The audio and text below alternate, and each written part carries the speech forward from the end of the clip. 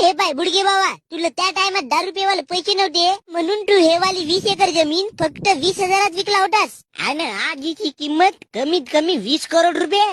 मग साला मी करोडपती असतो. साला मस्त धूम मचालेवाडी गाडी घेऊन मस्त पोरीला भुरुम भुरुम हिंडवलं असतो. पण खेड्या तुला पेवायला पैसे नव्हते म्हणून हे जागा 20,000 विकून टाकलास. अबे गण्या, मला गाव करायचं आहे बे. मी आपली जिंदगी ऐशो आरामात काढलो पाय. तुम्ही का करता तर करत बसा. मग तुला तुझ्या पोराचा नातवाचा विचारच नव्हता करायचा. कायला आमटाला जन्म दिलास तू आम्हाला मग. अबे गण्या, त्यावेळेस 20,000 म्हणजे लगीत होते बे. अगा हो, तर मग कमीत कमी त्या 20,000तून 10,000ची जागा घेऊन ठेवायची होस ना.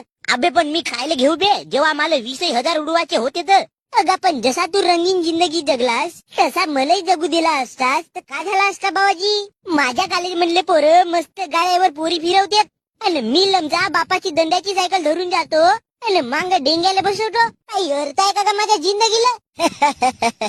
अबे अशी जिंदगी तर जनावर जगतात बे. जा ना, माती गोटे उचल, तूही पैसे कमव आणि घे गाडी आणि मग फिरवदारीला पोरी. माल एका सांगून राहिलास ते येते आंबा. भोकाचा आजा ना फाजा.